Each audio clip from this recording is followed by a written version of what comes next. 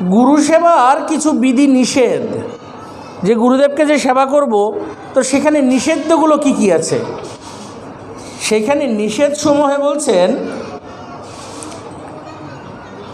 যে কি গুরুদেবের আদেশ তাহার আসন, বস্ত্র, শয্যা, পাদুকা এবং ব্যবহার্য দ্রব্যাদি কদাচ লঙ্ঘন করিবে না। মানে কি, এখন এখানে একটি প্রশ্ন এসে দাঁড়ায় যে গুরুদেবের আদেশ কখনো লঙ্ঘন করিবে না, ঠিক কথা। তো গুরুদেবের আদেশ লঙ্ঘন না করার ক্ষেত্রে এখানে একটি প্রশ্ন এসে দাঁড়ায় কি, যে আমার গুরুদেব যা আমাকে আদেশ করছেন তাহা যদি শাস্ত্রসম্মত হয় তো কদাপি তাহা লঙ্ঘন করিলে হইবে না, অপরাধ চরণ লাগিবে গুরুদেবের। যেমন আমরা দেখতে পাই শ্রীমদ্ ভাগবতে বলি মহারাজ যখন ত্রিপাদ ভূমি দান করবেন বামনদেবকে, তো বামনদেবকে যখন ত্রিপাদ ভূমি দান করবেন, বামনদেব বলছেন তুমি সংকল্প করো। কমণ্ডলুর জল নিয়ে যেই ঢালতে যাবেন তখনই বামনদেব বললেন, বামনদেবের কাছে বলি মহারাজের কাছে এসে শুক্রাচার্য বলছেন, ওগো বলি, তুমি এনাকে দান দিও না। কেন গুরুদেব? বলছে ইনি দেবতাদের পক্ষ হয়ে এসেছে, ইনি বিষ্ণু, ইনি দেবতাদের পক্ষ হয়ে এসেছে, ইনি বিষ্ণু, এনাকে তুমি দান দিও না। এনাকে যদি তুমি দান দাও ইনি তোমার সর্বস্ব হরণ করে নেবে।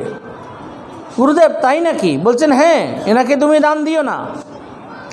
আচ্ছা গুরুদেব, আমি তো প্রতিজ্ঞা করেছি বা যে আমি তাকে ত্রিপাদ ভূমি দেব, আর আপনি বলছেন আমি ত্রিপাদ ভূমি দেব না। বলছেন না, বলছেন 5 জায়গায় বা 4 জায়গায় মিথ্যে কথায় দোষ হয় না। কোথায় কোথায়? বলছেন বিবাহে। ছেলে কি করে? ছেলে সরকারি চাকরি, ভালো বেতন পায়, ঘুষ একদম খায় না, মিথ্যে কথায় দোষ হয় না। বিবাহ ক্ষেত্রে মেয়েটা কেমন? আরে মেয়েটার মতো এমন ভালো মেয়ে আর হয় না, বিয়ের পরে দেখা যাবে, যা হবে হবে। তো বিবাহ ক্ষেত্রে মিথ্যে কথায় দোষ হয় না। কে বলছেন? শুক্রাচার্য নীতিতে বলছেন। প্রাণ সংকটকালে, যে কখনো প্রাণের উপর সংকট এসেছে তখন যদি কেউ মিথ্যে কথা বলেন তাতে দোষ হয় না। বিবাহে প্রাণ সংকটকালে, তারপর বলছেন বিবাহে প্রাণ সংকটকালে, ব্যবসাহ ক্ষেত্রে, যে লোকটাকে যদি বলি ফ্রিজটা ঠিক করে দিলাম, 5 মিনিট লাগলো, কত হলো ভাই? ভাই 50 টাকা দিন। এই 5 মিনিটে তুই 50 টাকা নে, 10 টাকা। সেই জন্য ব্যবসায়ী ক্ষেত্রে মিথ্যা কথায় দোষ হয় না, এটা শুক্রাচার্য নীতিতে বলছেন। তারপর পত্নীর কাছে পতি মিথ্যে কথা বললে দোষ হয় না, কিন্তু পত্নী পতির কাছে মিথ্যা কথা বলবেন না। কিন্তু পত্নীর কাছে পতি যদি মিথ্যে কথা বলেন তাতে দোষ হয় না। বলে কেন? কেন? মায়েদের পেটে কথা হজম হয় না।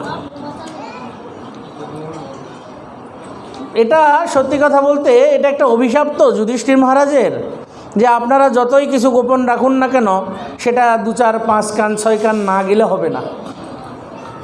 সেই জন্য মায়েদের পেটে গোপন কথা হজম হয় না, সেজন্য পত্নীর কাছে মিথ্যা কথা বললে দোষ হয় না। এই 4 স্থানে দোষ হয় না, শুক্রাচার্য নীতিতে বলছেন। তখন বলি মহারাজ বলছেন যে গুরুদেব, আমি যমপাশকে অত ভয় পাই না যতটা ভয় পাই মিথ্যাকে। যম যদি আমাকে যমপাশে বন্ধন করে নেয় আমি অতটা ভয় পাই না, কিন্তু যতটা ভয় পাই আমি মিথ্যাকে। গুরুদেব আমি তো দিবই, আমি প্রতিজ্ঞা করেছি, আপনি বলছেন মিথ্যে কথা বললে দোষ হয় না, কিন্তু আমি প্রতিজ্ঞা করেছি দেব। তাহলে গুরুদেবের বাক্যটা লঙ্ঘন হচ্ছে। গুরুদেব বলছেন দিও না, আর শিষ্য বলছেন আমি দেব। তখন বলছেন এইখানে যদি গুরুদেবের বাক্য লঙ্ঘন হয় দোষ হবে না। যেমন অনেকেই আছেন আমাদের মধ্যে, একটা ভ্রান্ত ধারণা সবার মধ্যে থাকে। কীরকম? আমার গুরুদেব তো আমাকে আদেশ দেয় না, সেজন্য আমি ভোগ লাগাই না, নিরামিষ খাই।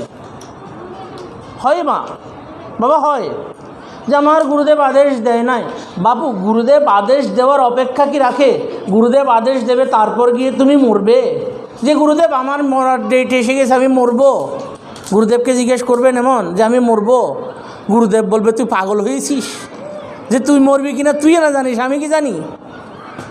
ঠিক সেই রূপ ভগবানের ভজন করব, ভগবানকে ভোগ লাগাবো, ভগবানের ভোগে প্রসাদ চরণামৃত অধরামৃত পাবো, সেটার জন্য ওই গুরুদেবের জিজ্ঞাসা করতে হবে, এগুলো নয়। কিন্তু গুরুদেব তো খুশি হবেন যদি সদ্গুরুদেব হন।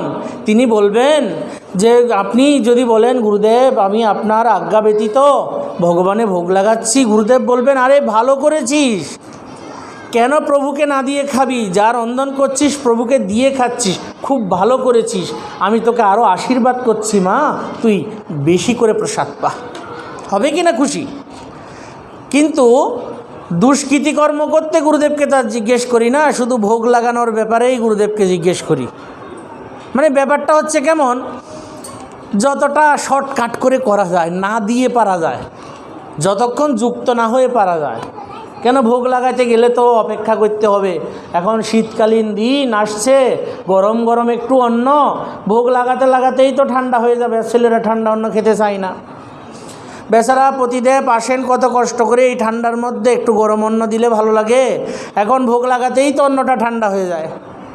এখন প্রতিদেবের মনটাও খারাপ, কেন সারাদিন দিন পরিশ্রম করে এসে অন্নটাই ঠান্ডা। কিন্তু যদি কৃষ্ণভক্ত হন, তিনি জানবেন যে যে অন্নটা রন্ধন করা হয়েছে সেটা তো প্রভুর কাছে গিয়েছে গরম গরম, প্রভুর সুখ হয়েছে, তো আমি কি পেলাম না পেলাম সেটা তো আমার কোনো কিছু যায় আসে না। আমরা ঠাকুরকে রাত্রিবেলা ফল দেই তো, আর আমরা গরম গরম অন্নটা খাই, ঠাকুরকে চিনি ঠুসে দেই মুখে, মিষ্টি ঠুসে দেই মুখে, আর আমরা গরম গরম অন্ন ব্যঞ্জন ফুলকপি আলু শিম দিয়ে, বাহ কী সুন্দর রসা হয়, বাহ খুব সুন্দর ভাজি, গরম গরম রুটি, কার না ভালো লাগে? কিন্তু ভগবানের সেবার বেলায় করি কি, ওই ওনাকে একটু ফল ধরিয়ে দিলাম। বেচারা বোবা ঠাকুর কি বলবে? ঠাকুর তো বোবা, ঠাকুর যদি কথা বলতে পারত তবে তো বলতো, ঠাকুর তো বোবা। আমাদের ব্রজে গিয়ে ঠাকুর দেখবেন, আপনারা এখানে দুর্গাপূজা দেখেন না, আমরা ব্রজে ঠাকুর দেখতে যাই। আপনাদের বছরে একবার আসে দুর্গাপুজো, আমাদের বছরে সারা বছরই আমরা ঠাকুর দেখতে যাই। কেন? আমরা যখনই গোবর্ধন থেকে বৃন্দাবনে যাব, রাধারমণকে যদি একটু না দেখি প্রাণটা কি আকুলি বিকুলি করে, ইস দেখলাম না এত সুন্দর রূপটা, এত সুন্দর রূপটা। জানেন, ঠাকুরকে আমাদের ব্রজে এত সুন্দর সুখে রাখা হয়, যা জাগতিক জীবনে রাজরাজেশ্বরেরও পারে না, রাজরাজেশ্বরেরাও না এমন করে সেবা করতে পারে না। ব্রজের ভিখারি পাগলগুলো এমন করে সেবা করে ঠাকুরকে, কেন জানেন? তারা জানে আমাদের মালিক আমাদের প্রভু।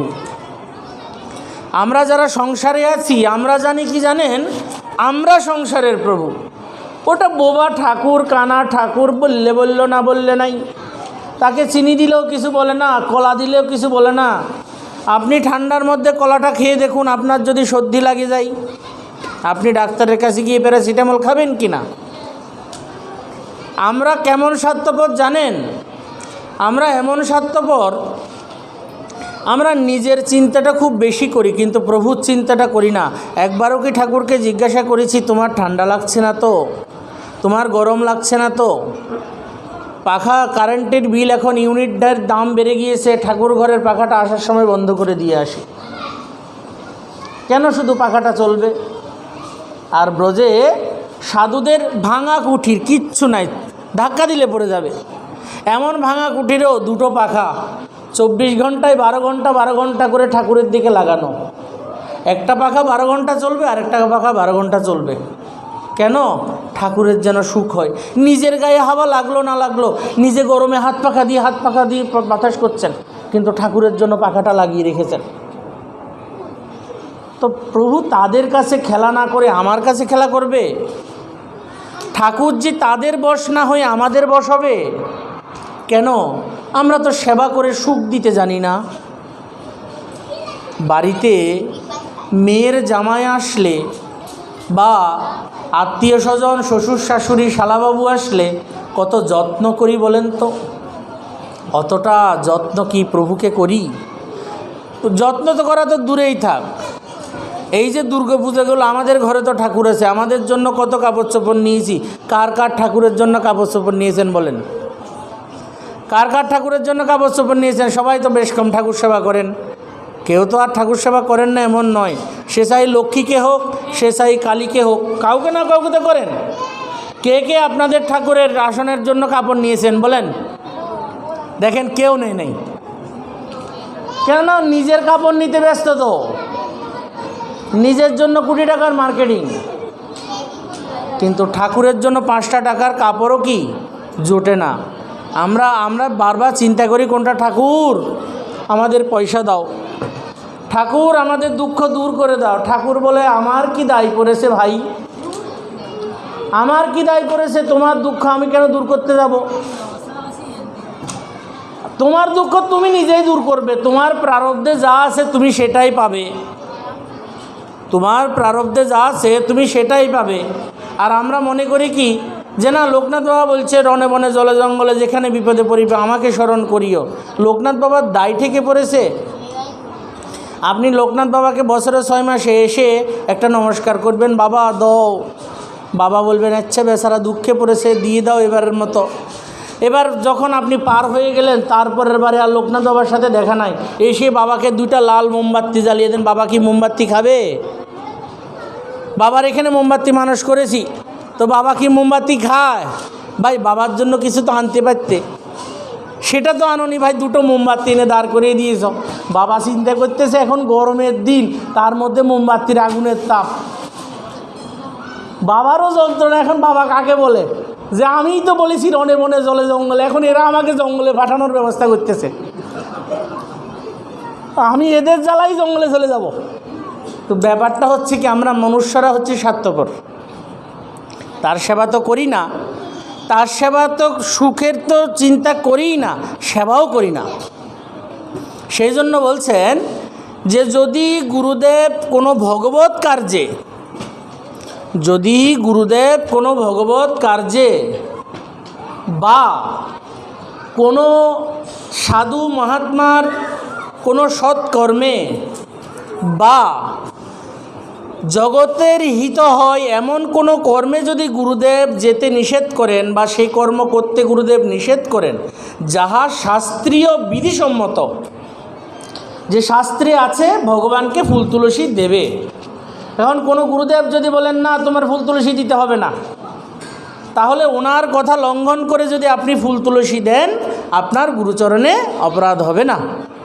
সেজন্য বিধিনিষেধ সমূহে বলছেন প্রথমেই যে গুরুদেবের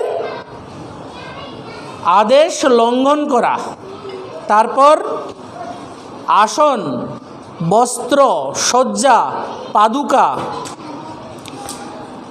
এগুলোকে কখনো লঙ্ঘন করতে নাই। লঙ্ঘন কেমন? আপনার গুরুদেব সামনে চলছেন, আপনি গুরুদেবের পেছন পেছন চলছেন, তো গুরুদেবের ছায়াটা এসে ওইখানে পড়েছে, আপনি গুরুদেবের ছায়া মারিয়ে মারিয়ে চলছেন, অপরাধ হয়ে যাবে। বা গুরুদেবের পাদুকাটা কোথাও রেখা আছে, আপনি দেখেছেন, ওইখানে অনেক ভক্তরাও এসে পাদুকা রেখেছে, আপনি গুরুদেবের পাদুকাটা নিয়ে সমর্যাদায় একটা আসনে রাখবেন। কেন? ওটা আপনার ধন, আপনার সম্পত্তি, আপনার সেবা। এখন আর পরে থাক, কোনো অসুবিধা নেই। আপনি দেখেও অনদেখা করলেন, অপরাধ হয়ে গেল। আচ্ছা, গুরুদেবের শয্যায় গিয়ে কখনো বসতে নাই। গুরুদেব যেই বিছানায় বসে শয্যায় করেন, শয্যা ঘুমান, সেখানে কখনো বসতে নাই। আচ্ছা, গুরুদেব যে আসনে বসে ভজন করেন সে আসনে কখনো বসতে নাই। এগুলো নিয়ম, এগুলো বিধি।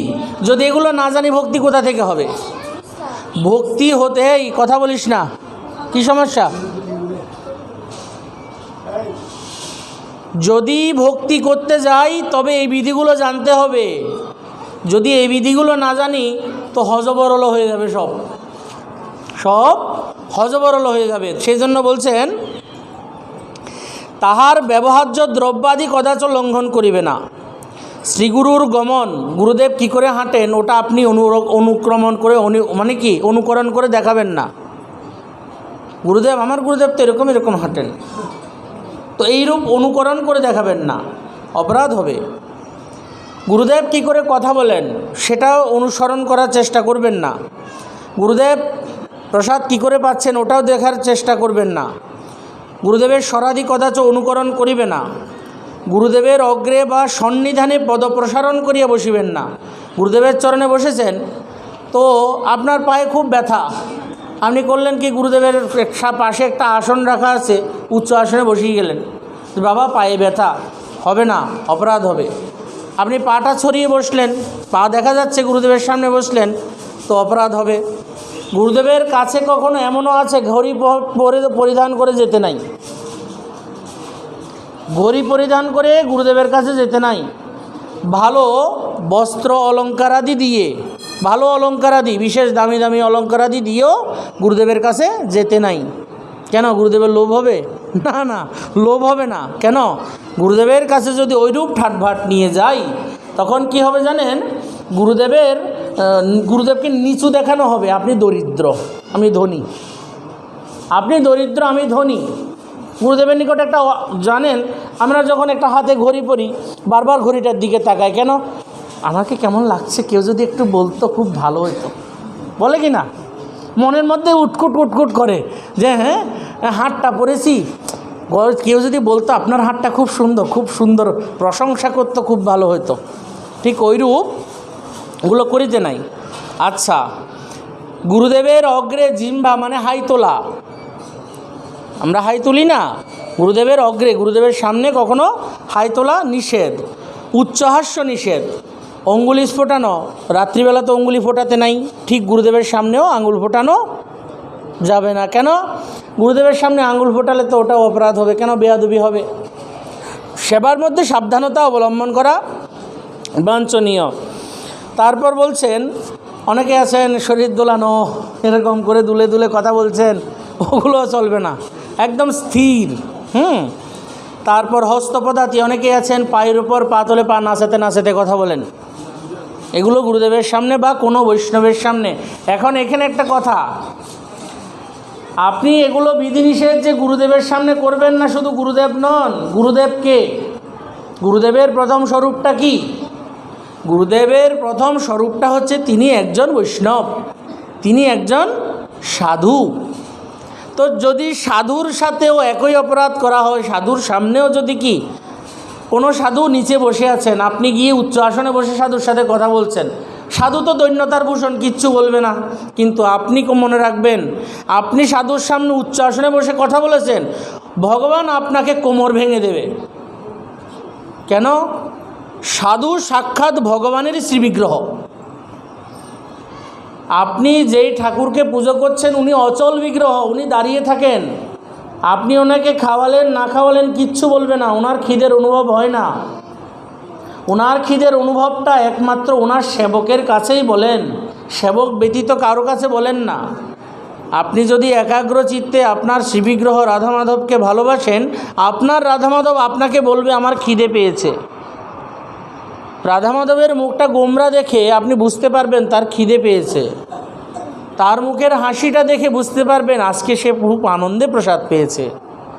মালাটা পরানোর পর, মালাটা যখন গলায় পরাবেন, তার সুন্দরতা দেখে বুঝতে পারবেন আজকে মালাটা পরে প্রভুর সুখ হয়েছে। বলছেন সেইরূপ ভগবানের শ্রীবিগ্রহ হচ্ছেন কে? সাক্ষাৎ সাধু বৈষ্ণব। তার সামনে আপনি যত বড় সভাপতি হন, সেক্রেটারি হন, কেউ হন, সাধুর সাথে যখন কথা বলবেন, সাধুর সামনে বা সাধু যেই রূপ মাটিতে বসে আছে সেইখানে বসবেন। না হয় সাধু যদি কোনো চেয়ারে বসে থাকেন বা সোফাতে বসে থাকেন বা আসনে বসে থাকেন, আমি নিচে বসে সাধুর সাথে কথা বলবো। কেন? আরে আমি তো সভাপতি, যদি আমার কোমর ব্যথা, পায়ে ব্যথা দরকার হয় দাঁড়িয়ে কথা বলবো। তারপরেও সাধুগুরু বৈষ্ণবের সম্মুখে কখনো উচ্চ আসনে বসে বলবো না। কেন? আমার যদি এখন উচ্চ আসনে বললাম, প্রভু আমাকে কি শাস্তি দেবেন জানেন? কোনো না কোনোভাবে উনি কার্যকলাপ করে আমার কোমর ভেঙে দেবে। এবার আমাকে বসার মতো জায়গা রাখবে না। কেন? তিনি বলবেন আমার সামনে তুই এখানে উঠে বসলি, দাঁড়া তোকে দেখাচ্ছি মজা। বলছেন এগুলো কি হয়? হয়, আমরা তো মানি না বলে। যেমন কালো কাপড়ে যদি কেউ একটা কালির দাগ দেয়, বোঝা যাবে? অপরাধ করতে করতে শরীরটা কালো হয়ে গিয়েছে, অপরাধ করতে করতে না শরীরটা কালো হয়ে গিয়েছে। এখন আরেকটা অপরাধ করলে কি আর সেটা দেখা যাবে? কিন্তু যেই দিন অপরাধ ক্ষয় হওয়া শুরু হবে না, সেই দিন টান দেবে সব একরকম করে। দেখবেন যখন বন্যা হয়, অনেক সময় হয় কি, উপরের রাস্তাটা খুব সুন্দর, কিন্তু ভেতর থেকে রাস্তাটা কিন্তু কি জলে টেনে নিয়েছে। উপরের রাস্তাটা একদম সমান, খুব সুন্দর আছে, কিছুক্ষণ পরে কিন্তু ওই রাস্তাটা ভেঙে যাবে, কেউ জানে না কেন, ভেতরে তো মাটি নাই। ভগবান করেন কি, প্রথমে তো অপরাধ করতে করতে শরীরটা মনটা কালো হয়ে যায়, তখন করেন কি, যত সুকৃতি ছিল, যত পুণ্য ছিল, সব কিছুকে হরণ করে নিল। এবার কি করলেন উনি, পাপের খেলা দেখানো আরম্ভ করে দিলেন। যেই পাপের খেলা দেখানো আরম্ভ করে দিলেন, তখন আপনি হাজার ভগবানের কাছে ডেকেও, আপনি হাজার ভগবানকে, প্রভুকে ডেকে নামালেও প্রভু বলবে তুমি ওই দিন এই কার্য করেছো, তোমার পাপের ফল তুমি ভোগ করো, আমি কেন ভোগ করব বাপু, আমি কেন তোমাকে সহায়তা করতে যাব? সেজন্য সাবধানতা করছেন। বলছেন শ্রীগুরুর অগ্রে বা সমীপে আসনে বসিবে না, মানে কি শ্রীগুরুর সামনে বা শ্রীগুরুর সমীপে সমান সমান আসনে বসিবে না। এখন একটি কথা, এখন আমি গুরুদেবকে নিয়ে কোথাও যাচ্ছি, গুরুদেবের সাথে কোথাও অনুষ্ঠান বাড়িতে যাচ্ছি, তাহলে গাড়িতে যখন যাব তাহলে বসতে পারবো না, মনে তৎকালের জন্য ছাড় আছে, ওটা যাত্রাপথে, ওটা যাত্রাপথে। কেন? তখন তো ব্যক্তি নিচে বসতে পারবে না, তখনের জন্য কিছু অসুবিধা নাই। কেন? ওটা যাত্রাপথে। বিশেষ সময়ে গুরুদেব বিছনার শয্যায় পড়ে আছেন, হসপিটালের বেডে গুরুদেব পড়ে আছেন। এখন আপনি যদি মনে করেন গুরুদেবের শয্যায় তো বসা যাবে না, তাহলে কি করব? তাহলে সুজিটা গরম গরম গুরুদেবের মুখে এরকম করে ঢালবো না, গুরুদেবের শয্যায় বসে তখন সেবার জন্য, কী জন্য? সেবার জন্য করব। ওই অপরাধ হলেও, ওই অপরাধটা যে হচ্ছে, কেন হচ্ছে? সেবার জন্য হচ্ছে। যখন সেবার জন্য হবে সেটা অপরাধ হবে না, যখন সেবা সুখের জন্য হবে সেখানে অপরাধ হবে না। কিন্তু যেখানে সেবা ব্যতীত, যেখানে সেবা ব্যতীত হবে তখন অপরাধ হবে। বুঝে গিয়েছে? তারপর বলছেন অন্যকে অভিবাদন করিবে না, গুরুদেবের সামনে ভগবানকেও দণ্ডবোধ করবেন না। গুরুদেব আর ভগবান সামনাসামনি রয়েছেন, তো ভগবানকে আগে দণ্ডবোধ করবেন না, গুরুদেবকে আগে দণ্ডবোধ করবেন। এখন একটি প্রশ্ন, যখন আপনার গুরুদেব আছেন, ওইখানে আরও 50-100 জন বৈষ্ণবেরা রয়েছেন, তাহলে কি সবাইকে প্রণাম করবেন নাকি গুরুদেবকে প্রণাম করবেন? যদি গুরুদেবকে প্রণাম করে আবার ওনাকে প্রণাম করতে যান, তাহলে গুরুচরণে অপরাধ হয়। আবার ওনাকে প্রণাম করে যদি গুরুদেবকে প্রণাম করেন, তাহলে সেও গুরুচরণে অপরাধ হয়। তো কি করবেন? তো বলছেন সেইখানে একটা বিধি, যে সমস্ত বৈষ্ণব এখানে আছেন, আপনি দূর থেকে এক জায়গায় একটা কোণায় এসে সবাইকে উদ্দেশ্য করে দণ্ডবোধ করলেন, আপনার গুরুদেবের চরণেও দণ্ডবোধটা পৌঁছালো, সমস্ত বৈষ্ণবের চরণে দণ্ডবোধটা পৌঁছালো।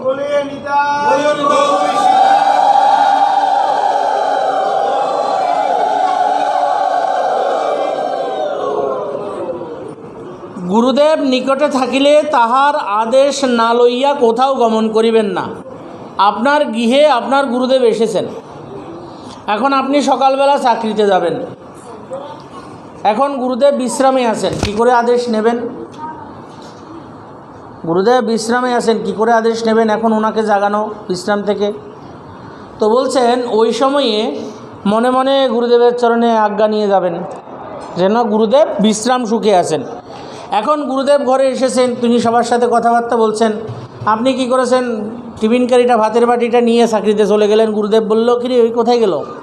উনি তো চাকরিতে চলে গেছে, আমাকে একবার বলে গেল না। সেইরূপ গুরুদেব এসেছেন বা গুরুদেবের আশ্রমে কেউ আছেন বা গুরুদেবের সাথে কেউ আছেন, যে বাবা আপনি একটু কৃপা করে অনুমতি দেন, আমি একটু বাইরে থেকে আসি। বা আমি চাকরি থেকে আসি, এইরূপ আজ্ঞা নিয়ে যেতে হবে। আচ্ছা, তারপর বলছেন গুরুদেবের আজ্ঞা ব্যতীত কাহকে দীক্ষাদান করিবে না এবং শাস্ত্র ব্যাখ্যা করিবে না। গুরুদেবের প্রতি আজ্ঞাসূচক কোনো বাক্য প্রয়োগ করিবেন না।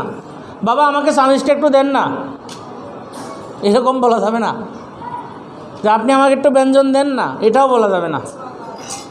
কেন? গুরুদেবকে আজ্ঞা করা যাবে না।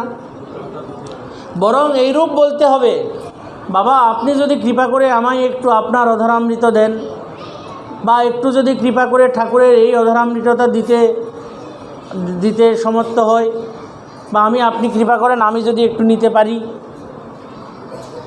এইরূপ আজ্ঞাসূচক মানে অনুরোধ সূচক বলতে হবে। হ্যাঁ, আচ্ছা, তারপর বলছেন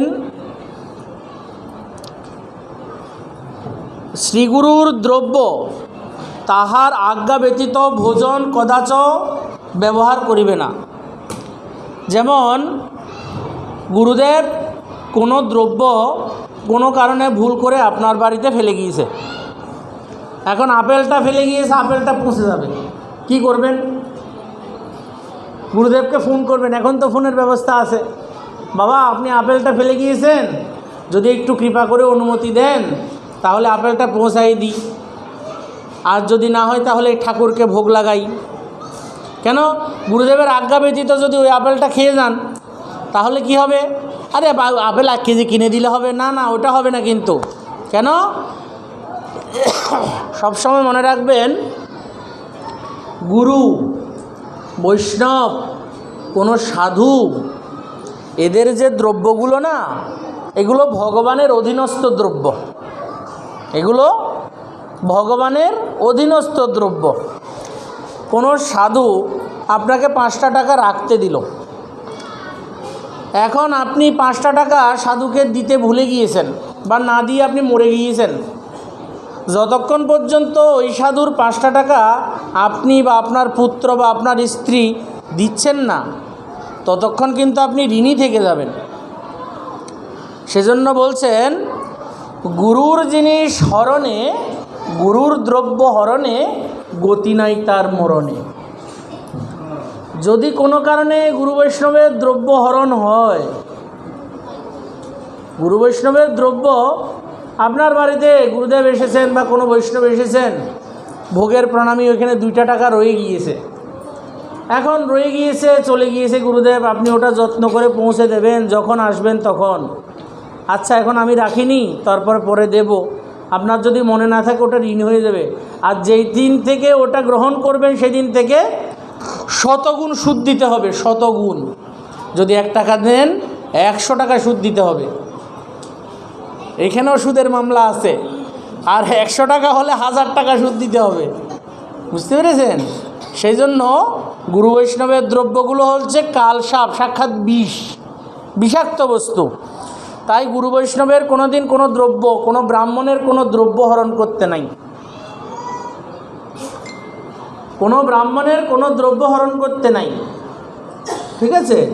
আচ্ছা, তারপর বলছেন যেখানে গুরুদেবের নিন্দা বা তাহার মহিমার অপকর্ষ হয়, যে স্থানে সেই স্থানে কখনো যাইবে না। আপনার গুরুদেব যতদিন পর্যন্ত, যেই দিন আপনি চরণে শরণ নিয়েছেন, আপনি গুরুদেবের চরণে শরণ না নেওয়ার আগে ওনার সম্বন্ধে কী শুনেন সবাইকে যাচাই করেন। কেন? শাস্ত্রে আছে শিষ্য গুরুকে পরীক্ষা করবে, গুরু শিষ্যকে পরীক্ষা করবে। কেন? শিষ্য পরীক্ষা করবে ইনার কাছে যখন আমি শরণাগতি হব, ইনি আমাকে ঠিক ঠিক ভগবানের ভজনে যুক্ত করবেন তো। আর গুরুদেব পরীক্ষা করবেন যে এই শিষ্যটাকে আমি যে ভগবানের ভজনে করতে পাঠাবো, এ ঠিক ঠিক ভগবানের ভজন করবে তো। এইরূপ গুরু শিষ্যের মধ্যে পরীক্ষা হবে। আচ্ছা, তখন বলছেন যেই দিন আপনার ওনার চরণে শরণাগতি হয়ে গেল, উনির কাছ থেকে আপনি মন্ত্র নিলেন, হ্যাঁ, তখন থেকে কিন্তু আর ওনার সম্বন্ধে কোনো বিচার চলবে না। আচ্ছা, এখানে একটি বিশেষ কথা, এখন যদি মনে করেন যে কি শাস্ত্রে আছে শাক্ত, শৈব, গাণপত্য, হ্যাঁ, চণ্ডী বা শক্তি ইত্যাদি ইত্যাদি মন্ত্র রয়েছে। এখন ওনাদের সেই মন্ত্রস্বরূপ গুরুদেবও রয়েছেন। এখন কোনো ব্যক্তি দুর্গা মন্ত্রের উপাসক, তো তিনি কৃষ্ণ মন্ত্র কি করতে পারবেন না? বা কোনো কৃষ্ণভক্ত কি তাকে উপদেশ করতে পারবেন না? পারবেন। কোনো কৃষ্ণভক্ত তাকে বলতে পারবেন, ওগো গুরুদেবের নিন্দা কারো কোনো শাস্ত্রে নাই। একজন মা প্রশ্ন করছেন যে বাবা, আমি না আগে যেই গুরুদেবের কাছে মন্ত্র নিয়েছি, আমার গুরুদেব মাছ খায়। বেশ ভালো কথা, মাছ খায়, ওনার হৃদয়ে সে মাছ খেতে, আত্মায় যতদিন চায় খাইতে বলেছে, খাও, কি আছে। তো এখন কি হয়ে গেছে ঘটনা, বাবা আমার গুরুদেব মাছ খায় বলে না, আমি এক অন্য মহাত্মার কাছে দীক্ষা নিয়েছি। বেশ, তা আরও ভালো কথা, সেটা আরও ভালো কথা। যখন আমি দেখব আমার গুরুদেবের আচরণের সাথে শাস্ত্রের আচরণে মিলছে না, তখন আমি গুরুদেবকে দণ্ডবত প্রণাম করে নিজেকে গুরুদেব থেকে একটু দূরে সরিয়ে, কীরকম, নিজ গুরুদেবকে দণ্ডবত প্রণাম করব, সদা সর্বদাই পূজা করব ওনাকে। তখন উনি বলছেন, তাহলে বাবা এখন আমি যে অমুকের থেকে দীক্ষা নিয়েছি, তাহলে আমার গুরুদেব যিনি মাছ খেতেন তার চিত্রপটটাকে ফেলে দেব? কেন ফেলে দেবেন ভাই, কেন ফেলে দেবেন? উনি কি করেছেন, ওনার দোষটা কেন দেখতেছেন? উনি যে আপনাকে কৃষ্ণ ভক্তির পথে টেনে এনেছেন, একটা ভক্তি, সে চাই দুর্গা ভক্তি হোক, সে চাই কালী ভক্তি হোক, কোনো ভক্তি হোক, টেনে তো এনেছেন। মদ খেতে তো আর পাঠান নাই, কোনো জীবকে হিংসা করতে তো আর পাঠান নাই, টেনে তো এনেছেন, একটা সৎমার্গে তো এনেছেন। এখন যখন সৎমার্গে টেনে এনেছেন তিনি বন্দনীয়, তিনি পূজনীয়। যিনি একটা রাস্তা আমাকে দেখিয়েছেন, একটা সৎ রাস্তা আমাকে দেখিয়েছেন, তিনি পূজনীয়, তিনি বন্দনীয়। ওনার মধ্যে যদি শাস্ত্রের বহির্ভূত কোনো দোষ থেকে থাকে, তাহলে কি ওনাকে নিন্দা করব? আরে এমন না, অপরাধ হবে ওনার চরণে, ওনাকে নিন্দা করা যাবে না। আরে কেন? মহাপ্রভু বারবার কি বলছেন? মহাপ্রভু বলছেন, হইয়াছেন হবেন যত মহাপ্রভুর দাস। বলছেন না যে হইয়াছেন হবেন যত মহাপ্রভুর দাস, সবারও চরণবন্ধ দন্তে ধরি ঘ্রাস। এবার বলেন, যিনি আজকে মহাপ্রভুর দাস হন নাই, কোনো কারণে তার মধ্যে দুরাবেধি রয়েছে, অখাদ্য অমেদ্য আহারের দোষগুলো রয়েছে, এখন আপনি তাকে নিন্দা করলেন। যেই দিন তিনি ভক্ত হয়ে যাবেন, যেই দিন তিনি ভগবানের ভজন করবেন, তখন তো ওনার চরণে অপরাধ লেগে যাবে। আপনার লাগবে কি না, যে তুমি ওই দিন অমুককে নিন্দা করেছো, আজকে তো সে ভজন করছে। সেই জন্য বলছেন কারো নিন্দা করতে যাবে না, জগতে কারো নিন্দা করতে যাবে না। কেন? হইয়াছেন হবেন যত। আজকে যদি কোনো ব্যক্তি ভক্ত হয় নাই, তাকেও নিন্দা করা যাবে না। আমরা তো অহংকার করি, এই আমরা সদাচারী ভক্ত, যাও যাও যাও, ছুঁয়ে দিল। না না, এমন করে নয়। যখন ব্যাপারটা হচ্ছে কি, মর্যাদা আছে, যেমন যারা নিত্য প্রসাদ পান ভগবানকে ভোগ লাগিয়ে, তাদের সহিত যদি অমেদ্য আহারকারী ভক্তরা এসে প্রসাদ পান, ওরা তো অভক্ত নয়, ভক্ত, ওনারা যদি এসে বসে প্রসাদ পান সাথে, তাহলে কি দোষ? প্রশ্ন আসে না? সবারই একটা মনের মধ্যে শঙ্কা। এটা সবাই বলে প্রসাদ বুঝির একদিকে যাও, সাধারণ লোকেরা আরেক দিকে যাও।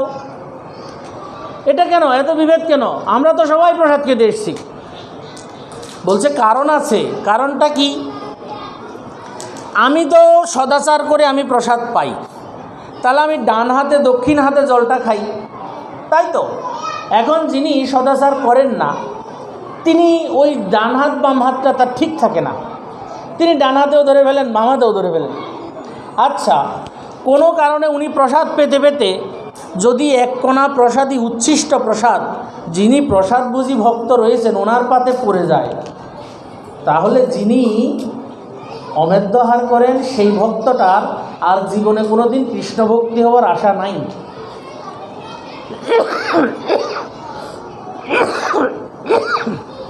বলে কেন? কেননা একজন শুদ্ধ সদাচারী ভক্ত নিজের জীবনের সবটুকু দিয়ে, নিজের জীবনের সবটুকু চেষ্টা করেন কি ভগবানকে সেবা করে সুখ দিতে। এখন আপনার মুখের অধরামৃতটা বা মুখের উচ্ছিষ্ট প্রসাদটা ওনার পাতে গিয়ে পড়ল, তখন হলো কি, আপনি একটা দোষে দুষ্ট আছেন। কি, আমার জিহ্বাটা ধরেন কথার কথা অমের দহার করে। এখন আমার জিহ্বাটা তো দুষ্ট, তাই না? এখন আমার যে দুষ্ট জিহ্বাটা, এই দুষ্ট জিহ্বাটার একটু উচ্ছিষ্ট একজন বৈষ্ণবের, একজন ভক্তের পাতে গিয়ে পড়ল। আমাদের একটা স্বভাব এমন আছে, আমাদের পাতে যদি একটু অন্ন বেশি হয়ে যায় না, আমরা পাশে বসে থাকা ওনার পাতে তুলে দিই। সেটা চাই এটাই হোক না কেন, বিচার করি না, উচ্ছিষ্ট বিচার জানি না, উচ্ছিষ্ট বিচার জানি না। সেই জন্য বলছেন যে দেখুন, একজন প্রসাদভোজী ভক্ত নিজের জীবনের সবটুকু দিয়ে চেষ্টা করেন। কেন চেষ্টা করেন? যে আমার দ্বারা যেন আর কোনো দিন জীবনে জীবহত্যা না হয়। চেষ্টা করেন কি না? আমার দ্বারা যেন আর কোনো দিন অপরাধ সংগঠিত না হয়। এখন যে ব্যক্তির ওই ভয়টা নাই, একজন সাধারণ ভক্ত, তাদেরকেও তো অভক্ত বলা যাবে না। জগতে অভক্ত কেউ নাই, সবাই ভক্ত। মহাপ্রভু কেন বললেন হইয়াছেন হবেন যত সব মহাপ্রভুর দাস? কেন? সবাই তো ভক্ত, আজকে হন নাই কালকে হবেন ভক্ত, আশা আছে। সেই জন্য কাউকে অবজ্ঞা করা যাবে না, কাউকে অবহেলা করা যাবে না, কিন্তু মর্যাদা রক্ষণ করে চলতে হবে। মর্যাদাটা কি? একজন প্রসাদভোজী ভক্ত যখন প্রসাদ পেতে বসেছেন, আমার মতো অমেদ্যহারকারী ব্যক্তি যদি আমার জিহ্বার থেকে এক ফোঁটা অন্নের দানা ওনার পাতে পড়ে, তো আমি যে মাছ খাওয়ার দোষটা আমার জিহ্বায় লেগেছে, ওই দোষটা ওনাকেও ধরবে। সেই দোষটা যখন ওনাকে ধরবে, ওনার ভজনটা বিঘ্ন হবে। যখন ওনার ভজনটা বিঘ্ন হবে, কেন? আপনার হৃদয়ের তখন যে কামনা বাসনা যত পাপ আদি, এবার ওনার হৃদয়েও গেল তো। তখন কি হলো? তখন ওনাকেও ধরলো সেটা। আর যখন ওনাকেও ধরলো, তখন ওনার ভজনটা নষ্ট হচ্ছে।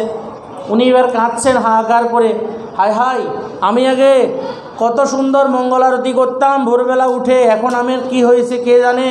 ওই দিন ওই বাড়িতে প্রসাদ পেয়ে এসেছি, তারপর থেকে আমার শরীরটা অসুস্থ, আমি আর এখন প্রভুকে মঙ্গল আরতি করতে পারি না। ভক্ত কাঁদছেন। এই যে ভক্তের হৃদয়ের যে দুঃখ, ওই দুঃখটা কি করবে? আপনার হৃদয়টাকে জ্বালিয়ে দেবে, আপনার সংসারে অশান্তি সৃষ্টি করবে, বা আপনার জীবনে অশান্তি সৃষ্টি করবে। ওটা আপনাকে রক্ষা করার জন্যই, ওটা আপনাকে রক্ষা করার জন্যই বলছেন যে বাবু আপনি একটু কৃপা করে যদি আলাদা বসেন, প্রসাদ তো সবার জন্যই একই রকম, একটু কৃপা করে যদি আলাদা বসেন। আমরা কি করি, এই আমি সভাপতি, আমি এত টাকা দিছি, আর আমারে কয় এতে আলাদা বসতে, ইচ্ছা করলে তো না টের দিতেন না। এটাই হচ্ছে আমাদের স্বভাব। আমরা মর্যাদা বুঝি না, মর্যাদা জানি না। মর্যাদা বুঝবো কি? জানলে তো বুঝবো, জানি না বলে বুঝি না। এই যে দেখুন কত সুন্দর বিধিগুলো আসতেছে, এই বিধিগুলো যদি না জানতাম, শুধু ভাগবত নিয়ে পড়ে থাকলে, ভাগবত কি এগুলো শেখাবে? ভাগবত এগুলো শেখাবে, কিন্তু ভাগবতের যে শেখানোর বস্তুটা কিন্তু এত বিশ্লেষণ, সূত্র দেয়। ভাগবত হচ্ছে সূত্রাত্মক গ্রন্থ, ওখানে সূত্র দিয়ে গেছে, ওটার বিস্তার গোস্বামী গ্রন্থে রয়েছেন। যেমন বীজগণিতের অঙ্কগুলো কেমন, a+b−হোল² সমান a b, এমন কিছু আছে তো, ঠিক সূত্রগুলো এমন দিয়ে গিয়েছে। এবার সূত্রগুলোকে সমাধান করতে হবে ছাত্রকে নিজেকে। ঠিক সেরকম ভাগবত হচ্ছে সূত্র গ্রন্থ, সূত্র দিয়ে গিয়েছে যে অপরাধ করিও না। এবার সূত্রগুলোকে বিশ্লেষণ করেছে কে? গোস্বামীগণ। গোস্বামীগণের গ্রন্থের মূল্যায়ন এই জন্যই, কেন? তারা সূত্রগুলোকে বিশ্লেষণ করে আমাদের জগতের সামনে প্রস্তুত করে দিয়েছেন। ভাগবত হচ্ছেন বাজার, লাউ আলু কাঁচকলা সব কিছু আছে, কিন্তু গোস্বামীগণ কী করেছে? সেই লাউ আলু কাঁচকলাকে বিভিন্ন প্রকার করে, বিভিন্ন পসরা করে তারা ব্যঞ্জন বানিয়ে বানিয়ে বানিয়ে বানিয়ে রেখে গিয়েছেন আমাদের জন্য। এবার আমরা কি করব? সেটাকে নিয়ে গ্রহণ করব, ঠিক তো? সেজন্য এইসব গ্রন্থের আলোচনা অত্যন্ত প্রয়োজন। যাই হোক, সেজন্য বলছেন গুরুদেবের আজ্ঞা ব্যতীত কদাপি তাহার কোনো দ্রব্য ভক্ষণ করিবে না। যেখানে গুরুদেবের নিন্দা হয়, বা অপকর্ষ কীর্তন হয় সেখানে কদাপি গমন করিবে না। আপনার গুরুদেব একজন সদ্গুরুদেব, তার যদি কদাপি অসদাচরণ দেখা যায় তাহারও দোষ ধরিবেন না। বলছে কেমন? যেমন একদিন একটা প্রসঙ্গ এসেছে ভক্তমাল গ্রন্থে। প্রসঙ্গটা কি? প্রসঙ্গটা হচ্ছে একদিন গুরু গোরখনাথজি ওনার গুরুদেব এক রাজ্যে, গুরু শিষ্য এক রাজ্যে গিয়েছেন। তো যখন রাজ্যে গিয়েছেন রাজার কাছে ভিক্ষা চাইতে গিয়েছেন। তো রাজা যখন ভিক্ষা দিচ্ছেন, রাজা ভিক্ষা দেওয়ার আগে বলছেন, ওগো একটা কাজ করো, আমার সাথে বসে একটু পাশা খেলো। তো গুরুদেব বসলেন, একটু পাশা খেললেন। পাশা খেলতে খেলতে গুরুদেবের এমন মন লেগে গেল রাজার সাথে, গুরুদেবের মেয়ে কী করলেন, রাজার মেয়েটাকেই বিয়ে করে ফেললেন। এখন রাজার তো আর চিন্তা নাই, রাজার মেয়েটারও চিন্তা নাই, গজ্জামাই থেকে গেলেন গুরুদেব। শিষ্য দেখছেন গুরুদেব যখন সংসারে ফেসে গেল, এখন আমার এমন মর্যাদা নাই যে আমি গুরুদেবকে বলবো গুরুদেব আপনি সংসারে ফেসেছেন, এটাও বলা যাবে না। গুরুদেবকে কি করে সংসার থেকে উদ্ধার করতে হবে? যদি শিষ্য যোগ্য হয় গুরুদেবকে সংসার থেকে, নরক থেকে উদ্ধার করতে পারে, শিষ্য যদি যোগ্য হয়। এখন শিষ্য চিন্তা করলেন, না এখন যদি আমি এখন থাকি গুরুদেবের সাথে, দেখব কি গুরুদেব পাশা খেলতেছে, গুরুদেব সংসার করতেছে, গুরুদেবের বাচ্চা কাচ্চায় ভরে যাবে, তখন আমার তো গুরুদেবের প্রতি অশ্রদ্ধা জাগবে, আমি কি করব? তখন শিষ্য করলেন কি, কিছুদিনের জন্য গুরুদেবের থেকে দূরে চলে গেলেন।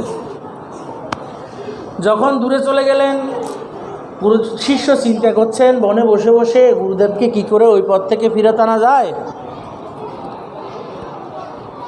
শিষ্য চিন্তা করছেন, নিরন্তর চিন্তা করছেন। হঠাৎ একদিন বুদ্ধি খেলে গেল যে চলো যাই। গেলেন গুরুদেবের কাছে। গুরুদেবের কাছে গিয়ে বলছেন, বাবা ধন্যবাদ প্রণাম। গুরুদেব বলছেন, আয়ুষ্মান ভব। বলছেন, বাবা আমি আপনার চরণে এসেছি। কি এই জন্য এসেছে বাবা বলো? বাবা আমি আপনার চরণে এই জন্য এসেছি, আমাকে যে আপনি মন্ত্রগুলো দিয়েছেন না জপ করার জন্য, ওগুলো আমি ভুলে গেছি। এখন আপনি যদি কৃপা করে আমাকে মন্ত্রগুলো একটু মনে করাই দিতেন, তাহলে আমি আবার জপ করতে পারতাম।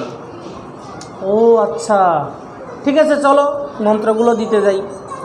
তো মন্ত্র তো আর সবার সম্মুখে দেওয়া যায় না যে মাইকে বলে মন্ত্র দেবে, এটা কি মন্ত্র নেই। দীক্ষা কাকে বলে? দিয়তি শিয়তে জ্ঞানম ইতি দীক্ষা। গুরুদেব আর শিষ্যের মধ্যে থাকবে, গুরুদেব কী দিয়েছে শিষ্য কী দিয়েছে এটা পৃথিবীর কেউ জানবে না। এখন গুরুদেব একান্ত গৃহে গেল, মন্ত্রগুলো দিল। তো মন্ত্রের একটা প্রভাব আছে। মন্ত্রের কী প্রভাব? মন্ত্র করেন কি, চিত্তকে শুদ্ধ করার জন্য খুব একটা পরিষ্কার কাজ করেন। যেমন যারা স্বর্ণকার আছে জানেন যে নাইট্রিক অ্যাসিড কিসের কাজে লাগে? স্বর্ণ পাকা করতে লাগে। সালফার অ্যাসিড দিয়ে হবে না, কিন্তু সালফার অ্যাসিড স্বর্ণ রং করতে লাগে, কিন্তু নাইট্রিক অ্যাসিড লাগে স্বর্ণ পাকা করতে। আর ওই স্বর্ণের সাথে দস্তা মেলানো হলো, তামা মেলানো হলো, তারপর সেটাকে পাইন চাপ দিয়ে চাপ দেওয়া হলো। চাপ দেওয়ার পরে যখন পাতলা হলো নাইট্রিক অ্যাসিডের মধ্যে দেওয়া হলো, তখন নাইট্রিক অ্যাসিড করেছে কি, ওই দস্তার আবরণ বা ভিতরে যত খাদ ছিল সম্পূর্ণকে খেয়ে একদম জলের সাথে কিছু ধোঁয়া মিশিয়ে দিল, আর যেগুলো রূপো সেগুলো জলের সাথে ওইখানে অ্যাসিডের সাথে মিশে রয়ে গেল, আর স্বর্ণটা একদম পিউরিটি এসে গেল কি না? ঠিক সেই রূপ মন্ত্রের একটা এমন শক্তি আছে কি, মন্ত্র যেই মুহূর্তে চিত্তকে মধ্যে একবার হৃদয় দিয়ে উচ্চারণ করা যাবে, আমাদের ভেতরে যতই খাদ থাকুক, যতই দস্তা থাকুক, তাকে একদম নাইট্রিক অ্যাসিডের মতো জ্বালিয়ে ধুঁয়োয় উড়িয়ে দেবে। তখন হবে কি, হৃদয়টা স্বর্ণের মতো চকচক করবে, উজ্জ্বলীকৃত হয়ে যাবে, শুদ্ধ হয়ে যাবে।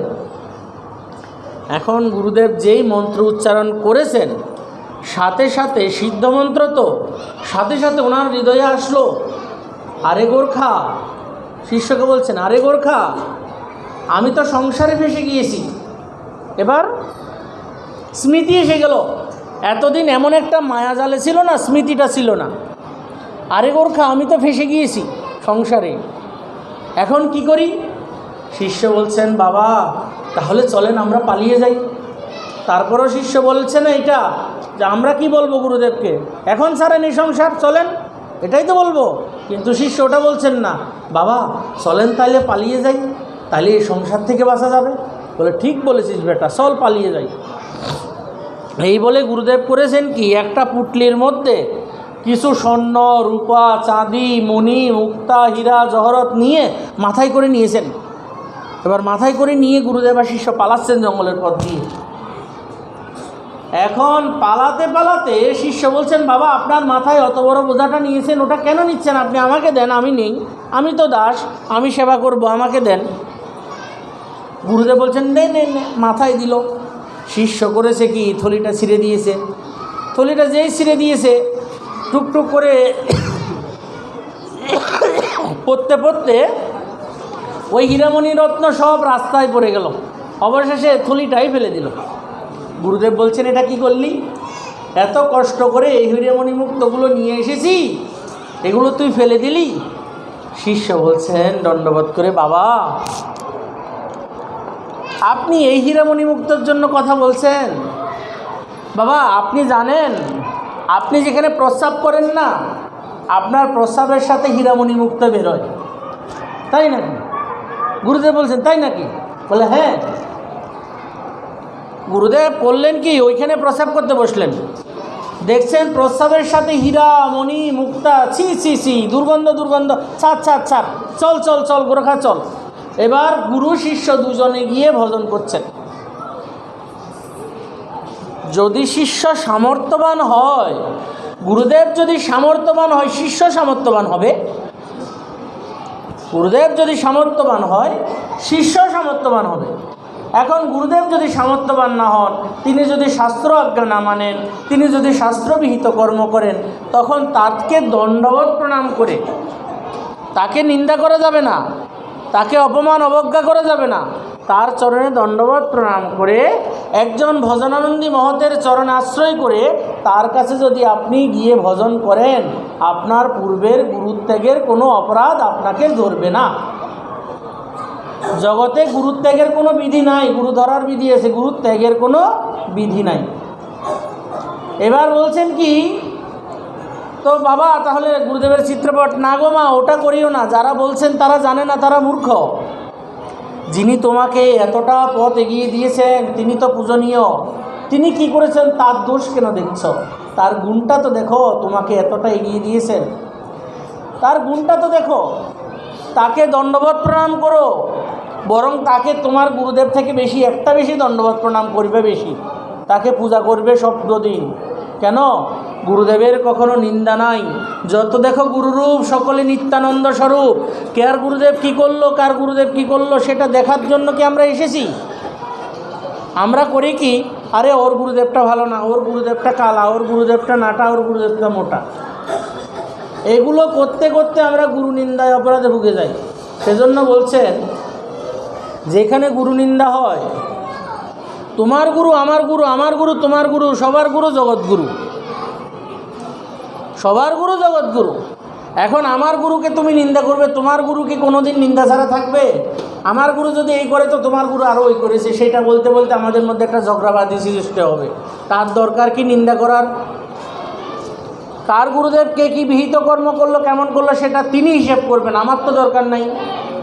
আমি তো দেখব কি, যে কি যত দেখো গুরুরূপ সকলে নিত্যানন্দ স্বরূপ, যে কি করেছেন অমুক করেছেন, করুক, আমার কি, তাকে চরণে দণ্ডবোধ, বেশ হয়ে গেল।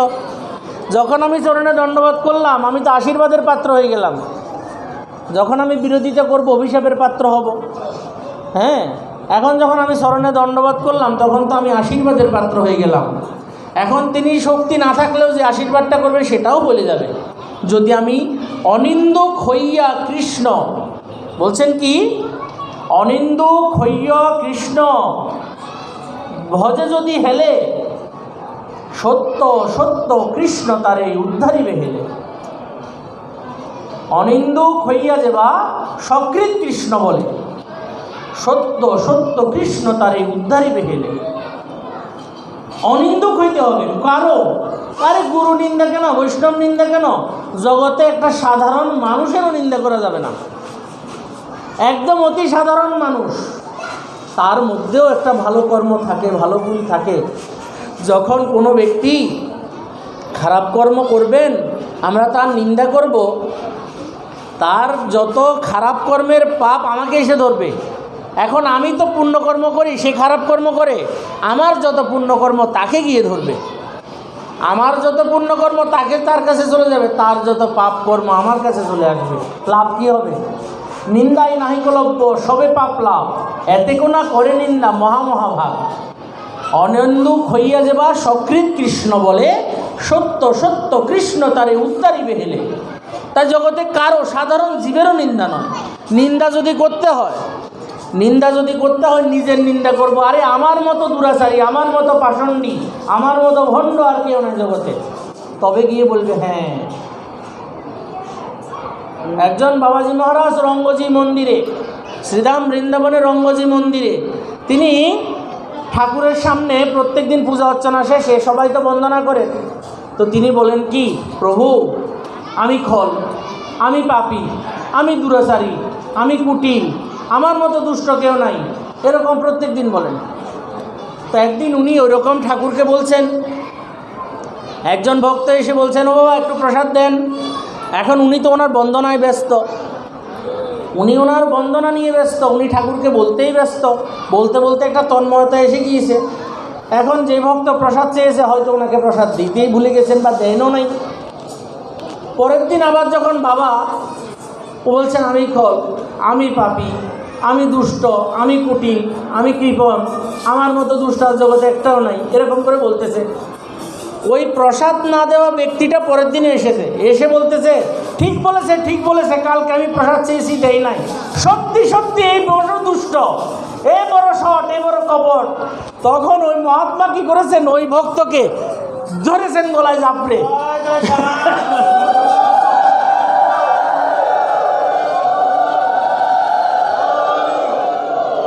ওই মহাত্মা ওই ভক্তকে গলায় চাপটে ধরে বলেছেন, প্রভু এতদিন সাক্ষী পাইনি, আমি বললাম এতদিন তোমাকে বলতাম আমি শট, আমি কপট, আমি খল, তুমি তো বিশ্বাস করতে না, আজকে দেখো সাক্ষী পেয়েছি। কেন?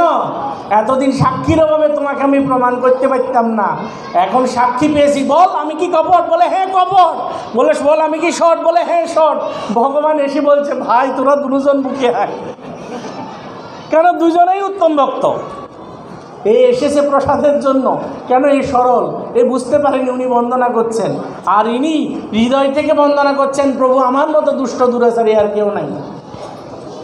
এটাই ভগবানের ভক্তির মহিমা। যখন কোনো ব্যক্তি ভক্তি করেন না, ভগবানকে ভালোবাসেন না, তখন সর্বপ্রথমে তার নিজের দোষটা তার চোখের সামনে পড়ে। আরে আমি তো ঠাকুরকে না দিয়ে খাই, আমি তো ঠাকুরকে মালাটা পরাই নাই, আমার মতো অলস ব্যক্তি তো আর কেউ নাই। তখন আগে নিজের দোষটা ধরা পড়ে।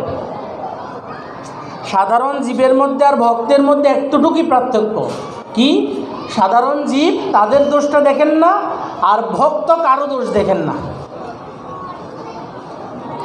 যুধিষ্ঠির মহারাজের কাছে নারদ ঋষিকে পাঠালেন, ভগবানের কাছে নারদ ঋষি গিয়ে বলছেন, প্রভু তুমি বড় পক্ষপাতিত্ব করো। কেন বাবা, কেন পক্ষপাতিত্ব করি? বলে তুমি মহাভারতের যুদ্ধ হয়ে লড়তেছ, যুধিষ্ঠিরের সাথে যুদ্ধ হয়ে লড়বে, তুমি তোমার আগের থেকে প্ল্যান প্রোগ্রাম, সেই জন্য তুমি বলছো আমি নিরস্ত্র, আর এর সে নারায়ণী সেনা দিয়ে দিলে, তুমি তো এদের ঠকালে। বলছেন দেখো ভাই, আমি তো কাউকে ঠকাই নাই, যার প্রারব্ধে সে পেয়েছে। বলছে কেমন? বলছে তাহলে একটা কাজ করো, তুমি দুর্যোধনের কাছে যাও, 3টে মালা নিয়ে যাও, বলবে আমার 3জন ব্যক্তির দরকার, উত্তম অধম, উত্তম মধ্যম অধম। বলে ঠিক আছে। দুর্যোধনের কাছে গেলেন, যখন দুর্যোধনের কাছে গেলেন, দুর্যোধনকে বলছেন মহারাজ আসুন আসুন, নারদ ঋষিকে বলছেন আসুন আসুন মহাত্মা আসুন। তো সাধু আসলে সাধুকে সম্ভাষণ করে উত্তম আসনে বসতে দিতে হয়। তো ওনাকে রাজার আসনে উনি বসে আছেন, কে? দুর্যোধন। সাধুকে বসতে দিয়েছেন, আরে এখানে বসে যান, বলেন কী জন্য এসেছেন। তখন নারদ ঋষি বলছেন, বাবা আসলে আমি একটা বিশেষ কার্য নিয়ে এসেছি, আমার 3 জন মানুষের বড় দরকার। বলে 3 জন মানুষের দরকার? বলে হ্যাঁ। বলছেন ঠিক আছে, দেখি জোগাড় করে দেব। বলেন কে কে? বলছেন একজন উত্তম, একজন মধ্যম, একজন অধম। বলছেন এটার বিশেষ দুষ্কর কি? সহজ কাজ। বলেন তাইলে উত্তমটাকে? বলে দেখেন রাজা সর্বপূজনীয়, আমার পিতার পরে তো আমি রাজা, তো আমি উত্তম, আমাকে দেন মালাটা। দিল। মধ্যম তাহলে? বলছেন দেখেন রাজার যিনি আজ্ঞা পালন করেন, সদা সর্বদা রাজার হিতে চিন্তা করেন, তিনি মধ্যম। কে? আমার ছোট ভাই দুঃশাসন। দিল দুঃশাসনের গলা। তাহলে অধমটাকে? বলে অধমটাকে? এখন নারদকে তো বলতে পারছে না আপনি অধম হন, এখন বলবেও কোনো ব্যবসা নাই। এই সিপাহী এদিকে আসো। বলে কি প্রভু? বলে এই তুমি অধম। বলে না আমি অধম না, আমি আপনার সেবা করি, আমি কী করে অধম? মহারাজ মরেছে। এই যুধিষ্ঠিরে বলছে যাও একটু ধরে নিয়ে আসো কাউকে। এই তুই অধম? বলে না আমি অধম না, আমি রাজা, ট্যাক্স দেই বলে তুমি রাজ্য চালাও। এই মরেছে। সারা রাজ্যে একটা অধম পেল না। তখন নারদ ঋষি বলছেন তাহলে অধমটা? মহারাজ তাহলে তো আর কেউ অধম নাই। একটা কাজ করেন, সাধু তো জগতের কোনো কাজে লাগে না, আপনি তো ঘুরে ঘুরে বেড়ান, আপনিই অধম। বলে আচ্ছা ঠিক আছে, বুঝে নিলাম আমি অধম। গেল। তো এখন নারদ ঋষি দুঃখিত মনে মালাটা গলায় ঝুলাইয়ে চিন্তা করছেন আমি তো অধম, কি করব। তারপর তিনি করলেন কি, আবার 3টে মালা নিয়ে যুধিষ্ঠিরের কাছে গেলেন। যুধিষ্ঠিরের কাছে গিয়ে বলছেন মহারাজ আসুন আসুন। যুধিষ্ঠির করলেন কি, সম্ভাষণ করলেন, উত্তম আসনে বসালেন। যুধিষ্ঠির যে রাজসিংহাসনে বসেন সেই রাজসিংহাসনে বসালেন। রাজসিংহাসনে বসিয়ে যুধিষ্ঠির করলেন কি, চরণ শীতল করলেন, চরণ সম্বাহন করলেন। জিজ্ঞাসা করছেন চরণে নিবেদন করে, মহারাজ হঠাৎ করে রাজ্যে কী জন্য আগমন? যদিও সাধু আসে আমাদের কল্যাণের জন্য, তারপরেও জিজ্ঞাসা করছি মহারাজ আমার দ্বারা কি কোনো সেবা আপনার প্রয়োজন? যুধিষ্ঠিরের এমন দৈন্য বিনয় বচনে নারদের মনটা খুশি হয়ে গেল। এতক্ষণ মনে দুঃখ ছিল বেচারা আমি অধম। এখন যুধিষ্ঠির করেছেন কি, বলছেন দেখো যুধিষ্ঠির আমার তো 3টে লোকের প্রয়োজন। বলে মহারাজ কেন? আমি দেব 3টে লোক। বলে কারা? কাকে লাগবে? বলছে একজন উত্তম, একজন মধ্যম, একজন অধম। বলে ঠিক আছে এখনই পেয়ে যাবেন। বলছে তাহলে বলো উত্তমকে। বলে দেখেন আমাদের যে রাজসভা, এই রাজসভার মধ্যে পুরুষোত্তম ভগবান শ্রীকৃষ্ণ, ওনার ব্যতীত আর কেউ নাই, সর্বপুরুষের মধ্যে তিনি উত্তম। আপনি প্রথম মালাটা ওনাকে দেন। উনি যদিও এখন দ্বারকায় আছেন, উনি আসলে ওনার মালাটা ওনাকে দিয়ে দেওয়া হবে। ঠিক আছে। তাহলে ভাই মধ্যমটাকে? বলছেন দেখুন ভগবানের জন সাধুরা, ভগবানের নিজজন সাধুরা ভগবানের থেকেও বড়। কিন্তু সাধু করেন কি, ভগবানের প্রসাদ চরণামৃত অধরামৃত ছাড়া খান না। সাধুরা মনে করেন আমি প্রভুর দাস, আর প্রভু মনে করেন আমি ভক্তের দাস। এখন প্রভু দাসের মধ্যে আমি তো আর পড়তে যাব না, কিন্তু আমার মনে হয় আর যিনি সর্বোত্তমকে বলছেন কি, যিনি ভগবানের ভজন করেন তিনি জগতে সর্বোত্তম। তো আপনি তো ভগবানের ভজন করেন, আপনি সর্বোত্তম। হ্যাঁ, আপনি করলেন কি, আপনি মধ্যম, ওনাকে মালাটা দিল। নারদ বলল বেশ ভালোই বুদ্ধি খাটাইছে। আচ্ছা তাহলে অধম? বলে মহারাজ চিনতে কি কষ্ট হচ্ছে, জগতে আমার মতো অধম আর একটাও নাই। এটাই হচ্ছে বিদ্যা বিনয় সম্পন্নে ব্রাহ্মণে গভীহস্তিনী শুনিচৈব সপাকে চ। বিদ্যা বিনয় সম্পন্নে, যারা বিদ্বান ব্যক্তি, মূর্খ ব্যক্তিকে নিয়ে আপনি স্বর্গে গেলেও যন্ত্রণা পাবেন, কিন্তু বিদ্বান ব্যক্তিকে নিয়ে নরকে গেলেও শান্তি পাবেন। তো সেই রূপ যারা বিদ্বান ব্যক্তি তারা করেন কি, তাদের বিদ্যার গৌরব থাকে না, তারা করেন কি বিনয় সম্পন্নে। যেমন কি একটা বৃক্ষে যদি ভারী হয় ফলের ভার, বৃক্ষটা নত হয়ে যায় কি না? ফল যখন ধরে বৃক্ষটা নত হয়ে যায়, ঠিক সেই রূপ যাদের বিদ্যা আছে তারা কি করেন, বিনয়ী হন, আর যাদের অল্প বিদ্যা তারা ভয়ঙ্কর হন। জানিস আমার পড়ালেখা কতটুক, বারবার বলবে কথায় কথায়। আর যিনি বিদ্বান হবে জানেন, বাবা আপনি এমন করে বললেন, এটা এমন করে নাও বলতে পারতেন। তিনি শান্তভাবে বলবেন, কেন, তার মধ্যে হচ্ছে বিনয়।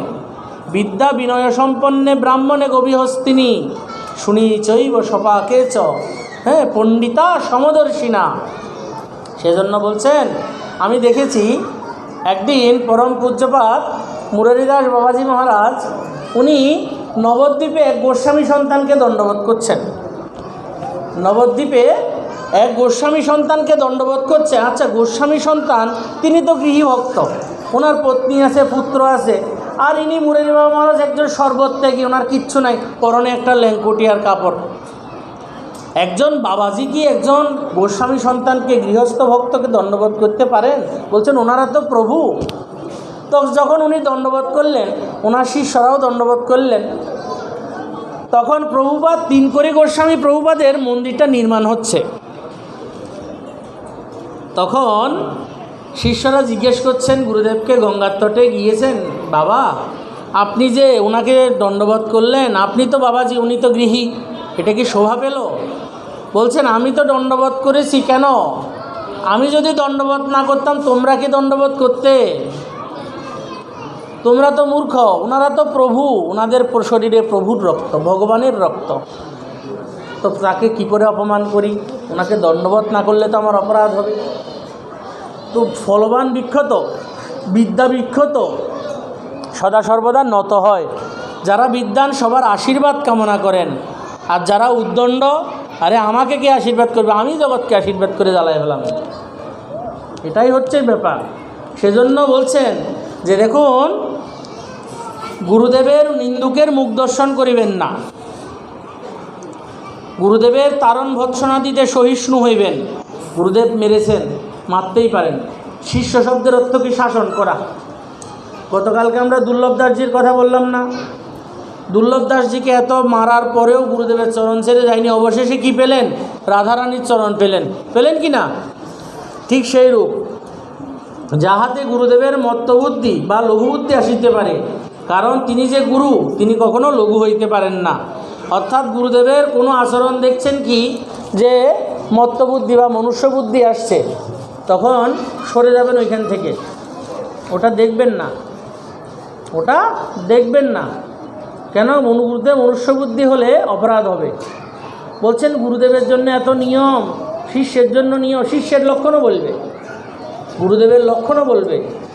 যাই হোক, সেজন্য বলছেন বন্দমুই সাবধানমতে, বন্দমুই সাবধানমতে। কেন সাবধানতা? যে এই কার্যগুলো করবেন না। কেন? এই কার্যগুলো করলে পরে গুরুচরণে ভক্তির হানি হবে, গুরুচরণে অপরাধ হবে। আর গুরুচরণে যদি একবার অপরাধ হয়ে যায়, তখন যে কত বড় বড় দুর্দশা আসে তার কোনো সীমানা নাই।